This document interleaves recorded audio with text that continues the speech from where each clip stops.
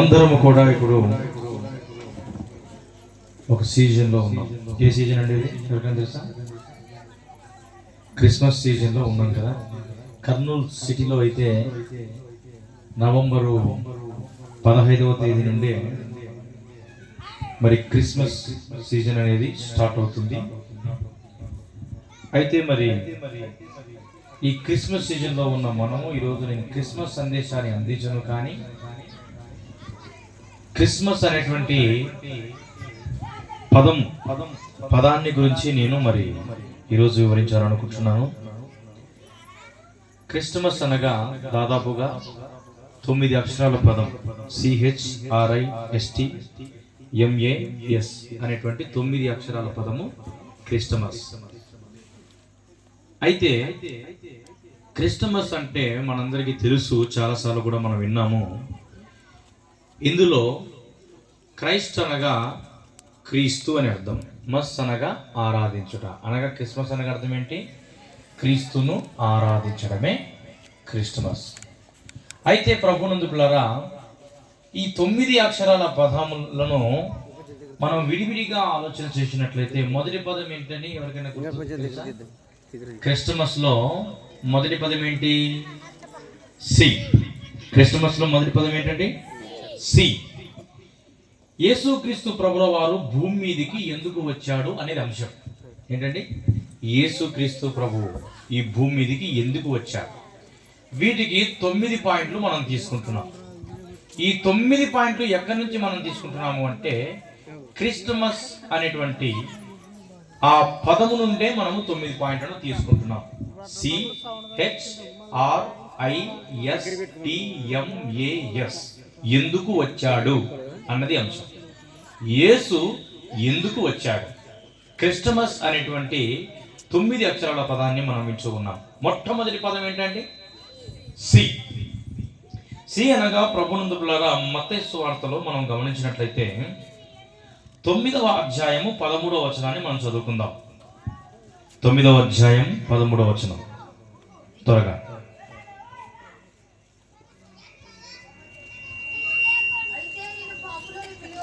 అయితే నేను పాపులను పిలువవచ్చితిని కానీ నీతిమంతులను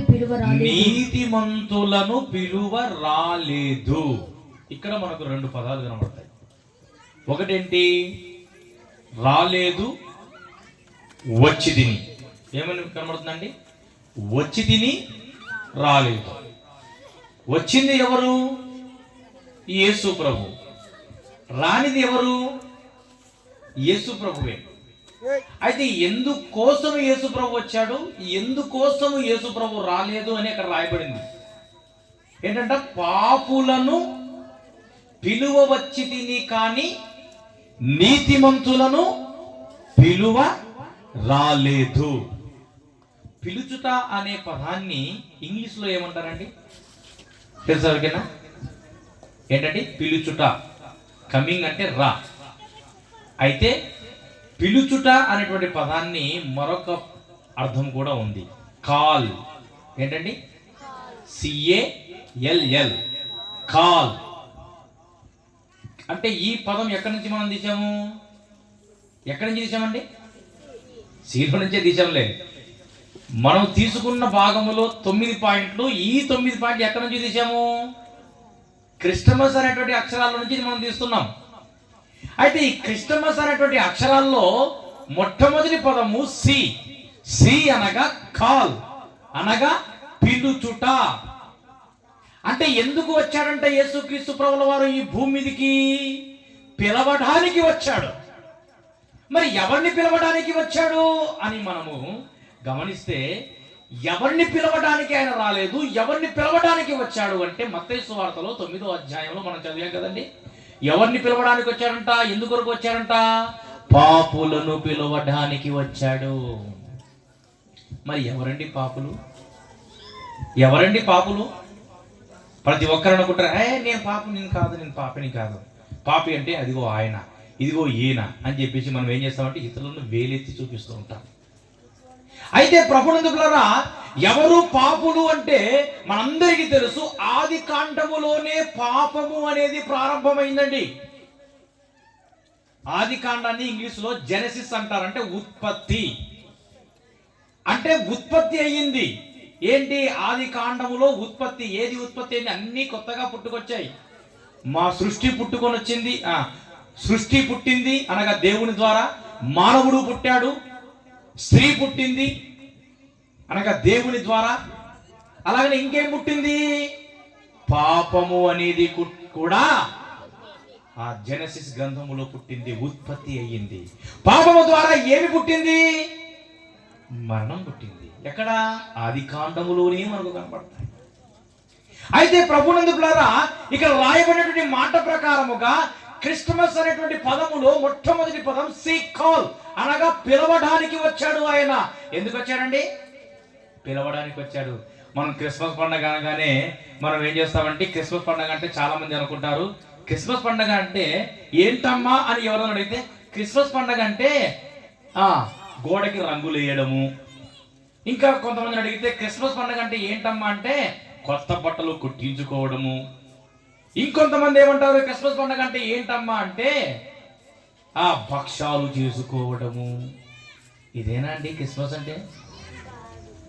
క్రిస్మస్ అంటే క్రీస్తును ఆరాధించడము. అసలు క్రీస్తు ఎందుకు భూమి మీదకి వచ్చాడు? మనము ఇంటికి రంగులు వేయడం కోసమా? మనం అందరము భక్షాలు చేసుకొని తినడం కోసమా? అంటే మీరు చేయొద్దు అని నేను చెప్పట్లే, కానీ వాటన్నింటినీ చేస్తూ ఉన్నాము. కానీ అసలు ఎందుకు వచ్చాడో అన్నది మాత్రం ఖచ్చితంగా తెలియాలండి. మనకు ఎందుకు వచ్చాడో మనకు తెలియకుండా కొత్త బట్టలు వేసుకోకూడదు. ఎందుకు వచ్చాడో మనకు తెలియకుండా ఇంటికి రంగులు వేసుకోకూడదు. ఎందుకు వచ్చాడో మనకు తెలియకుండా ఇంట్లో భక్ష్యాలు కూడా చేసుకోకూడదండి. ముందుగా ఎందుకు యేసుక్రీస్తు ప్రభువు వారు ఈ భూమి మీదకి వచ్చాడో తెలియాలి. ఎందుకు వచ్చాడండి ఆయన? పాపులను. మరి ఎవరు పాపులు? అందరూ పాపులే. ఆది కాండములోనే ఈ పాపము ప్రారంభమైంది. దేవుడు చెప్పిన మాటను వినకుండా ఆదాము ఆ ఆజ్ఞను అతిక్రమించాడు. అందుకే పాపము ఆదాములోకి ప్రవేశించింది. అందుకే రోమీలకు రాష్ట్ర పత్రికలో మనం గమనించినట్లయితే, ఇట్లుండగా ఒక మనుష్యుని ద్వారా పాపము ద్వారా ఇట్లుండగా ఏంటంట? ఎవరి ద్వారా? ఒక మనుష్యుని ద్వారా. ఏ మనుష్యుడు? ఆదాము ద్వారా పాపము ద్వారా ఏమి ప్రవేశించిందంట?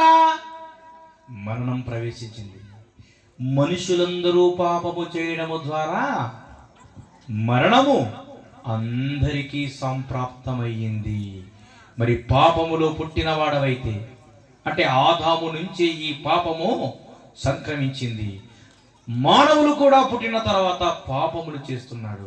అయితే ఈ పాపములు చేసిన మానవుడు రక్షించబడాలి అంటే ప్రభునందులారా, యేసుక్రీస్తు ప్రభుల వారు ఈ భూమి మీదికి తప్పకుండా పాపులను పిలవటానికి రావాలి.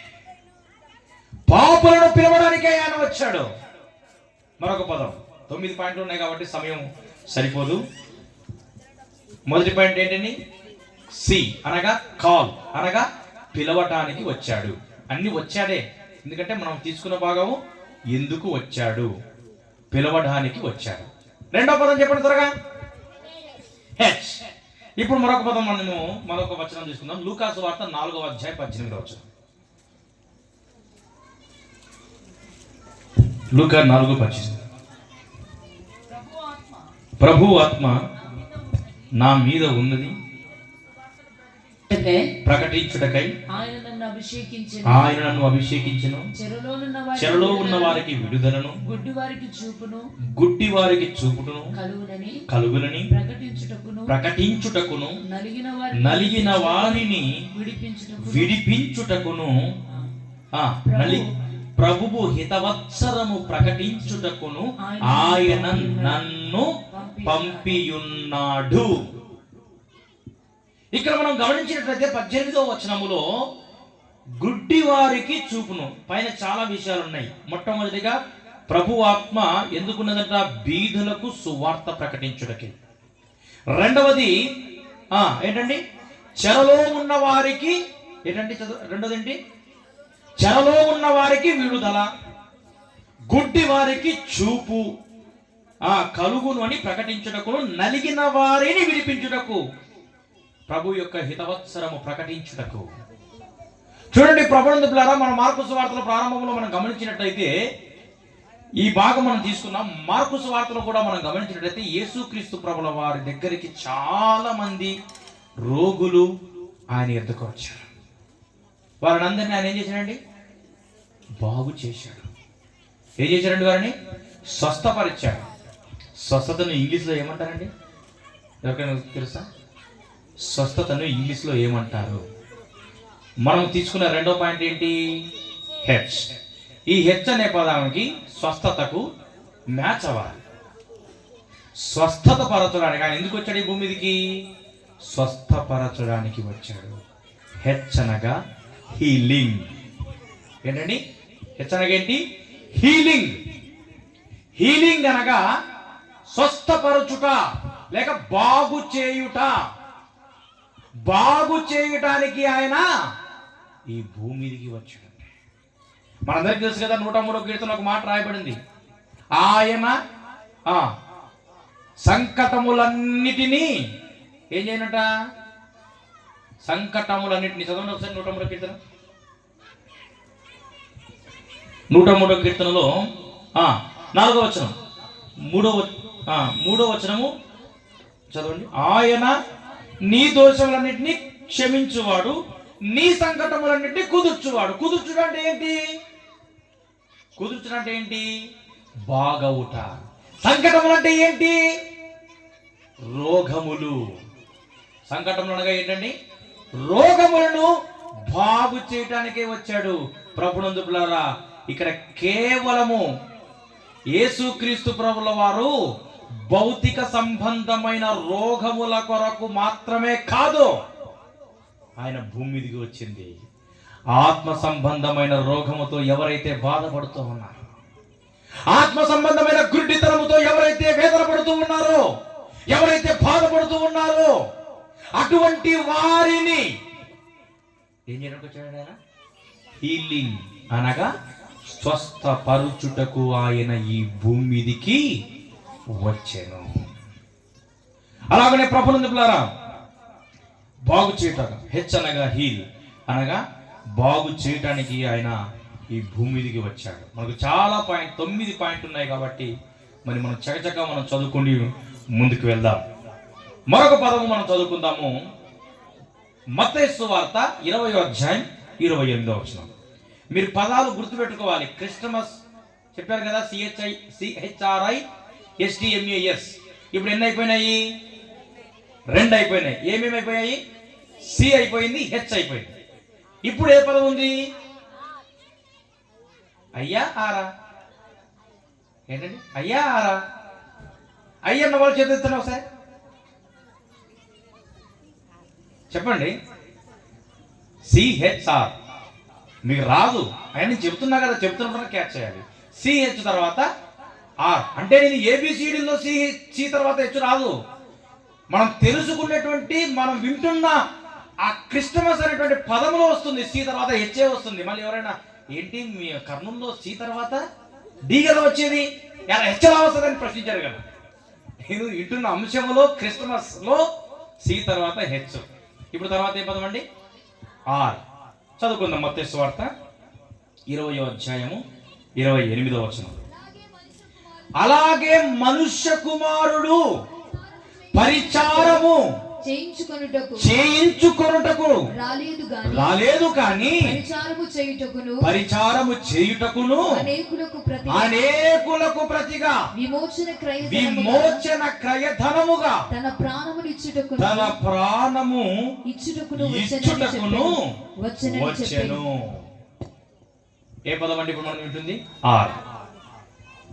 ప్రభునందు పిల్లారా, ఎందుకోసం వచ్చాడంట ఆయన భూమి మీదకి? ఎందుకోసం వచ్చాడంట? మనలను మన ప్రాణములను మనుష్య కుమారుడు పరిచారము చేయించుకున్నటకు రాలేదు కానీ మనుష్యుల కొరకు తన ప్రాణాన్ని విమోచన క్రయధనముగా ఇచ్చుటకు వచ్చాడు. అంటే విమోచించుటకు వచ్చాడు. ఎందుకు ఆయన ఈ భూమి మీదకి వచ్చాడు అంటే, మొట్టమొదటిగా మనం విన్నాము, పిలవడానికి వచ్చాడు. ఎందుకోసం ఆయన ఈ భూమి మీదకి వచ్చాడంటే స్వస్థపరచడానికి వచ్చాడు, పాపులను పిలవడానికి వచ్చాడు. పాపం అనే రోగముతో ఎవరైతే బాధపడుతూ ఉన్నారో అటువంటి వారిని బాగు చేయడానికి వచ్చాడు. మూడవ పదం విమోచించుట. ఆర్ అనగా రెడీమ్. ఆర్ అనగా ఏంటండి? రెడీమ్. REDEEM. రెడీమ్ అనగా విమోచించుటకు. ఆయనకి ఎందుకు విమోచన అంటే ఏంటండి? విమోచన అనగా ఏంటి? విమోచించుట అంటే అర్థము విడుదల. ఏంటండి? విడుదల. మనకి ఎక్కడ పడుతుంది ఈ పదం ఎక్కువగా? ఎన్నో సంవత్సరాలుగా పాపములు చేసినటువంటి వారిని జైల్లో వేస్తారు. జైలు నుంచి వారిని ఏం చేస్తారండి? విడుదల చేస్తారు. తర్వాత బైబిల్లో మనం గమనించినట్లయితే యేసుక్రీస్తు ప్రభువు వారు యెరూషలేముకు ప్రవేశించే ముందు ఏం చేస్తారండి? జయప్రవేశము. ఒక జంతువు మీద కూర్చొని ఆయన జయప్రవేశం చేస్తాడు. ఆ జంతువు ఏ స్థితిలో ఉంది ఆ టైంలో? కట్టబడిన గాడిద. కట్టబడిన గాడిదను ఏం చేశాడండి? ఆయన విడుదల చేశాడు. అసలు ఎందుకు కట్టబడింది ఆ గాడిద? ఎందుకు కట్టబడిందండి? ప్రభునందు ద్వారా ఎవరైనా పాపం చేస్తే గొర్రె పిల్లను అర్పించేవాళ్ళు ఆ కాలంలో. గొర్రె పిల్లకు బదులుగా ఏం చేసేవాళ్ళంటే ఆ కాలంలో గాడిద యొక్క మెడను విరిచేవాళ్ళు. ఏం చేసేవారండి? కొంతమంది ఏం చేసేవాళ్ళు? గాడిద యొక్క మెడను విరిచేవాళ్ళు. అందుకోసము గాడిద అక్కడ కట్టబడింది. అయితే ఇప్పుడు ఆ గాడిదను అక్కడి నుంచి విడిపించాడు అంటే ఆ గాడిద యొక్క మెడ ఎవరు విరవలేరు. అంటే విడిపించాడు అంటే విడుదల కలిగింది ఆ గాడిదకు. విమోచించాడు. రెడీమ్. విమోచించుట, విడుదల. ప్రభునందు పిల్లారా, మనలను ఆయన విమోచించుటకై ఎందుకు వచ్చాడండి? ఆయన భూమి మీదకి విమోచించుటకు వచ్చాడు. ప్రభునందు పిల్లారా, ఆయన మనల్ని విమోచించడానికి ఏం చేశాడంట? అనేకుల కొరకు తన ప్రాణాన్ని ఏం చేశాడు? క్రయధనముగా ఇచ్చాడు. వెల చెల్లించాడండి. అయితే ప్రభునందు పిల్లారా తన ప్రాణాన్ని పెట్టాడు మనల్ని విమోచించుట నిమిత్తమై. మూడవది మనం విందాం. యోహాను సువార్త 10వ అధ్యాయం 10వ వచనం. 4వ పాయింట్ కదా, 3 పదాలు అయిపోయినాయి. 4వ పాయింట్. దొంగ దొంగతనమును హత్యను నాశనమును చేయుటకు వచ్చును కానీ మరి దేనికిని రాడు. తర్వాత గొర్రెలకు జీవము కలుగుటకు అది సమృద్ధిగా కలుగుటకును నేను వచ్చి తిని నీతో నిశ్చయముగా చెప్పి తిని. చూడండి ప్రభునందు పిల్లారా, దొంగ దేని కొరకు వస్తాడంట? దొంగతనానికి వస్తాడు. హత్యను లేక నాశనము చేయడానికై దొంగ వస్తాడు. మరి యేసుక్రీస్తు ప్రభుల వారు ఈ భూమి మీదకి ఎందుకు వచ్చాడంట? గొర్రెలకు ఏమి ఇవ్వడానికి వచ్చాడంట? జీవము ఇవ్వడానికి వచ్చాడు. ఏమి ఇవ్వడానికి వచ్చాడండి? జీవము ఇవ్వడానికి. 4వ పాయింట్ మనం వింటున్నాము, ఇచ్చుటకు వచ్చాడు. ఏ పదము? ఐ అనగా ఇంపార్ట్. ఆయన ఇవ్వడానికి వచ్చాడు. ఏమి ఇవ్వడానికి వచ్చాడు? జీవము ఇవ్వడానికి వచ్చాడు. ఆ గొర్రెలనగా ఎవరండి? అక్కడ యేసుక్రీస్తులో చెప్పినటువంటి మాట ప్రకారముగా గొర్రెల కొరకు ఆయన వచ్చారంటే పశువుల కొరకు కాదు. గొర్రెలము అంటే మనమే. మనకు జీవము ఇవ్వడానికై ఆయన ఈ భూమి మీదకి ఇంపార్ట్ ఇవ్వడానికి వచ్చాడు. ఏమి ఇవ్వడానికి వచ్చాడు అంటే జీవము ఇవ్వడానికే వచ్చాడు. అది ఎటువంటి జీవము అంటే నిత్య జీవము ఇవ్వడానికే వచ్చాడు. జీవము అంటే జీవించటం. అది ఈ భూమి మీద కాదు. ఈ భూమి మీద మన జీవితము తాత్కాలికమైన జీవితము, కానీ యుగ యుగాలు జీవించేటువంటి దినం వస్తుంది. ఆ యుగ యుగాలు జీవించేటువంటి ఆ జీవితములో మనకు ఆయన నిత్య జీవం ఇవ్వడానికై ఆయన ఈ భూమి మీదకి వచ్చాడండి. 4వ పదం ఏంటండి? ఇంపాక్ట్, అనగా ఇచ్చుటకు ఆయన వచ్చాడు. ఇప్పుడు మనము మరొక పదాన్ని విందాము. 5వ పదం చెప్పండి ఏంటి? సి అయిపోయింది, హెచ్ అయిపోయింది, తర్వాత ఆర్ అయిపోయినది, ఐ అయిపోయింది. ఇప్పుడు ఏంటుంది? ఏంటి? ఎవరమ్మా నీకు చదువు చెప్పింది? తర్వాత ఏంటి? ఎస్. ఎస్ అనే పదం. ఎందుకు ఆయన ఈ భూమి మీదకి వచ్చాడు? లూకా సువార్త 19వ అధ్యాయం 10వ వచనం.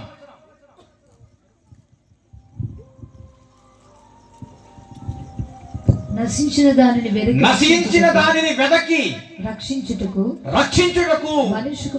మనుష్య కుమారుడు వచ్చెను. ఇక్కడ కూడా ఏమన్నా వచ్చెను. ఎందుకు వచ్చాడు? వెదకుటకు వచ్చాడు. ఎస్ అనేటువంటి అక్షరములో సీక్ లేక సెర్చ్ అనగా ఏంటండి? వెదకుట. ఏమి వెదకుటకు వచ్చాడు ఆయన? ఎవరైతే నశించిపోయి ఉన్నారో, నశించిపోయినటువంటి మనుషులు, పాపము చేత ఎవరైతే నశించిపోయి ఉన్నారో, నశించిపోయినటువంటి వారు నరకమునకు పాత్రులు కాకుండా వారిని రక్షించడానికి వచ్చాడు. వారిని రక్షించడానికి వచ్చాడు. వెదకి, సీక్ లేక సెర్చ్, వెదకుటకు వచ్చాడండి ఆయన. ఎందుకు వచ్చాడండి ఈ భూమి మీదకి? ఆయన వెదకటానికి వచ్చాడు. మరొక పదం 6వది. తర్వాత పదం ఏంటండి? టీ కదా. టీ అనగా టీచ్ అనగా ఏంటి? ఏంటంటే టీచ్ అనగా బోధించుట. ఆయన ఈ భూమి మీదకు ఎందుకు వచ్చాడు అంటే క్రిస్టమస్ అనేటువంటి పదాలలో టీచింగ్ చేయడానికే వచ్చాడు. టీచర్గా వచ్చాడు ఆయన. బోధ చేయడానికే వచ్చాడు. మార్కు సువార్త 1వ అధ్యాయము 8వ వచనాన్ని మనం గమనిద్దాం.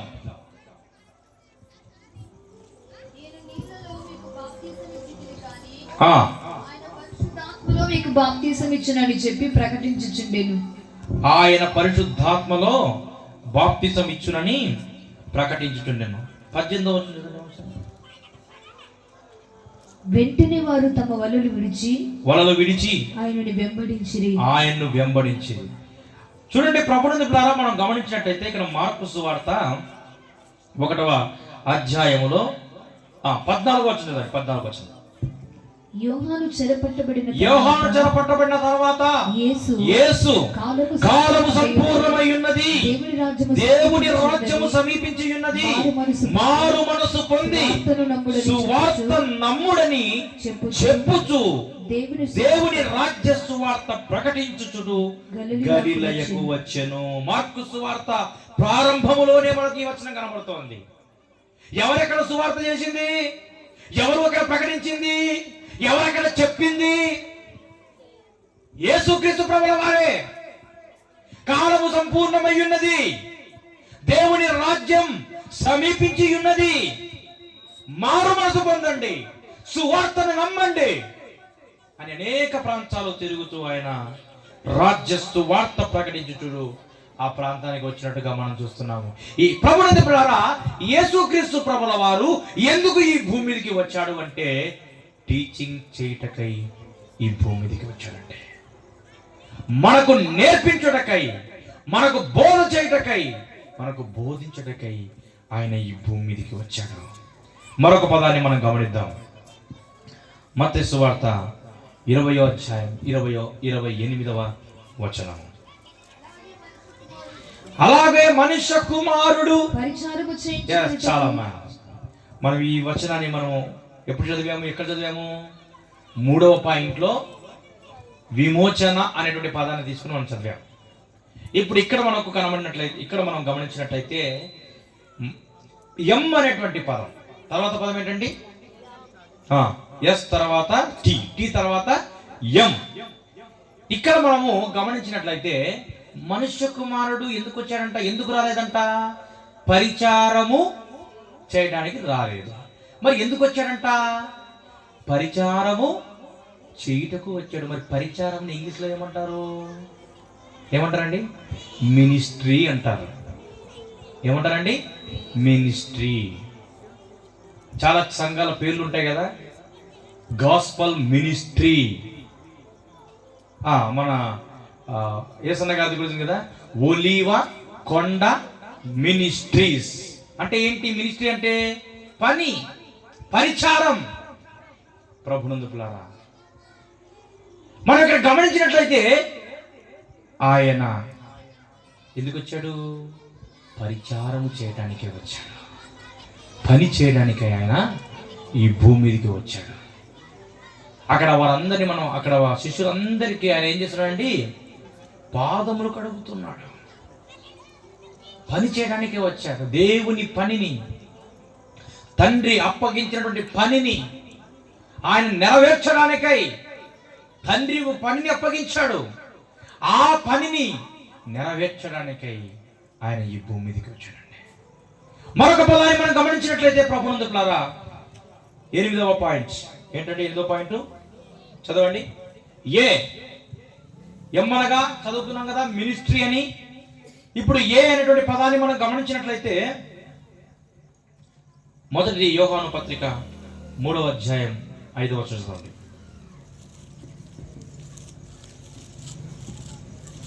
మొదటి యోహాను పత్రిక 3వ అధ్యాయం 5వ వచనం. పాపములను తీసివేయుటకై ఆయన ప్రత్యక్షము ఆయను. ఎందుకు ఆయన ప్రత్యక్షమయ్యాడు? ఎందుకు ఆయన భూమి మీదకి వచ్చాడు? తీసివేయుటకు. ఏం తీసివేయడం అండి? పాపములను తీసివేయుటకు.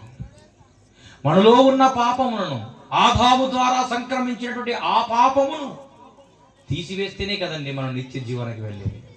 ఆ పాపం మనలో నుంచి పోతేనే కదండి మనం నరకాన్ని తప్పించుకునేది. మరి ఆ పాపములను తీసివేయడానికై ఆయన ఈ భూమి మీదకి వచ్చాడు. అనేటువంటి అక్షరములో తీసివేయుట అనేటువంటి పదాన్ని ఇంగ్లీష్లో మనం చెప్పుకుంటే అబాలిష్. అనగా అబాలిష్ అనగా తీసివేయుట. ఏమి తీసివేయడానికి?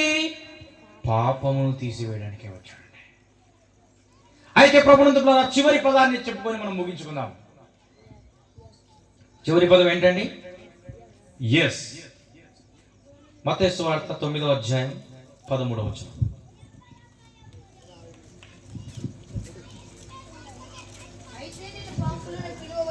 అయితే నేను పాపులను పిలువవచ్చి తిని కానీ నీతిమంతులను పిలువ రాలేదు.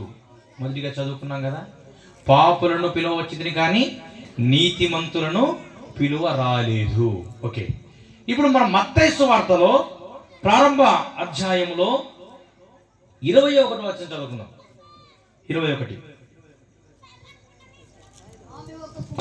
ఆమె ఒక కుమారుని కనును, తన ప్రజలను వారి పాపముల నుండి ఆయనే రక్షించును.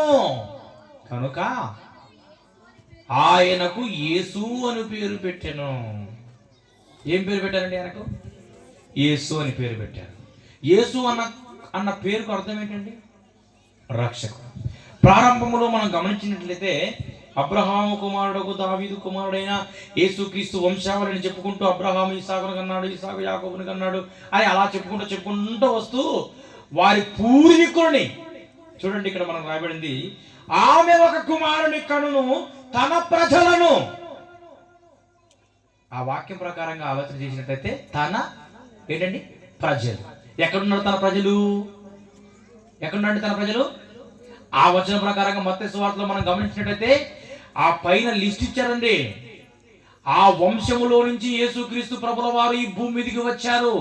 అయితే ఆ వంశములో ఉన్న వారిలో చాలా మంది పాపులుగా ఉన్నారు.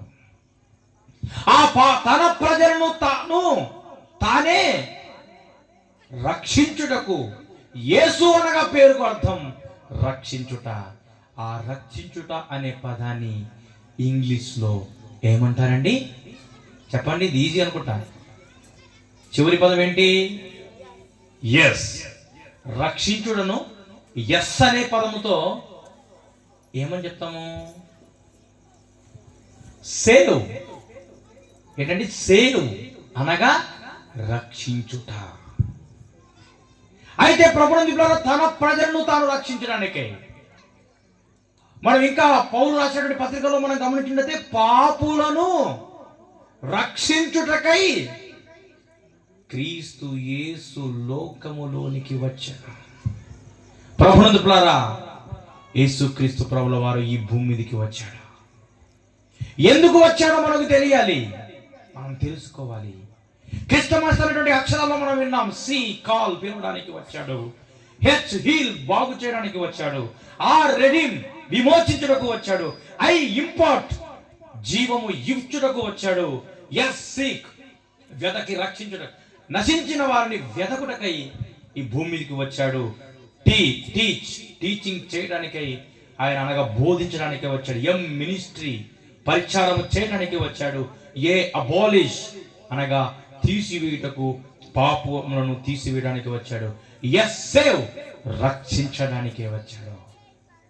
అయితే ప్రభునందులారా, రక్షించడానికి వచ్చాడు అంటే ఎక్కడి నుంచి రక్షించడానికి వచ్చాడు? మొట్టమొదటిగా పాపము నుండి, రెండవదిగా ఆ పాపము ద్వారా వచ్చే మరణం నుండి. ఏ మరణం అండి? మనకి ఎన్ని మరణాలు ఉన్నాయండి చెప్పండి? 2 మరణాలు ఉన్నాయి. ఎప్పుడెప్పుడు మరణిస్తాము? ఈ భూమి మీద పాపములు చేయడం ద్వారా ఈ భూమి మీద మనము మరణిస్తాం. ఒకప్పుడు 900 సంవత్సరాలు, 960 సంవత్సరాలు బ్రతికినటువంటి వాళ్ళు ఇప్పుడు 70 సంవత్సరాలకు వచ్చేసారు, 20 సంవత్సరాలకు వచ్చేసారు. ఎందుకు? పాపము పెరిగే కొద్దీ ఆయుష్ తగ్గిపోతుంది. అయితే ప్రభునందులారా, ఈ పాపమును రక్షించడానికై ఆయన ఈ భూమి మీదకి వచ్చాడండి. ఈ వాక్యాన్ని వింటున్న నీవు, చివరిగా ఆయన మనల్ని రక్షించడానికై, పాపము నుంచి రక్షించడానికై మనల్ని నరకము అనేటువంటి 2వ మరణము నుండి, ఆ శిక్ష నుంచి మనల్ని తప్పించడానికై ఈ భూమి మీదకి వచ్చాడు. ఒకవేళ నీకు ఇది వరకు తెలియదేమో ఎందుకు వచ్చాడు ఈ భూమి మీదకి. క్రిస్మస్ పండుగ చేసుకోవడం కోసమే వచ్చాడేమో అనుకుంటున్నావేమో నీవు. అయితే ప్రభునందులారా, ఈ పాపము నుంచి నిన్ను రక్షించడానికి, మనల్ని రక్షించడానికి ఆయన ఈ భూమి మీదకి వచ్చాడు. యేసుక్రీస్తు ప్రభుల వారు ఎప్పుడైతే ఆయనను నీ నోటితో నీవు ఒప్పుకుంటావో నీవు ఎప్పుడు రక్షించబడతావు అంటే, రోమీయులకు రాసిన పత్రికలో రాయబడిన విధముగా ఆయనను నీ నోటితో ఒప్పుకుంటే నీవు రక్షించబడతావు. దేవుడు మృతులలో నుండి యేసును లేపెనని నీ హృదయమందు ఎప్పుడైతే నీవు విశ్వసిస్తావో అప్పుడు నీవు సేవ్ అవుతావు. నిన్ను రక్షిస్తాడు. ఆయన రక్షించడానికి వచ్చాడు. వాస్తవానికి పాపములు చేసింది మనము, శిక్ష భరించవలసింది మనము. ఆ శిక్ష నుంచి తప్పించడానికై మనలందరినీ కూడా ఆయన రక్షించుటకై ఈ భూమి మీదకి వచ్చాడు. మన కొరకు ఈ లోక పాపాన్ని ఆయన వీపు పైన, ఈ లోక భారాన్ని ఆయన తలపైన, నీవు నేను చేసేటువంటి పాపములన్నీ కూడా ఆయన కాళ్ళలో, చేతుల్లో మ్రేకులే గుచ్చబడి మనందరి కొరకు ఆయన ప్రాణాన్ని త్యాగం చేశాడు. సమాధి చేయబడ్డాడు, పునరుద్ధరణ తిరిగి లేచాడు. మనందరి కొరకు ఆయన 2వ రాకడలో రాబోతూ ఉన్నాడు. ఇంకా నీవు ఆయన నోటితో ఒప్పుకోకపోతే నీకు రక్షణ కార్యం జరగదు నీలో. ఆయన నీ నోటితో ఒప్పుకోవాలని మనవి చేస్తూ దేవుడు తన మాటలు దీవించి ఆశీర్వదించునుగాక. ఆమేన్.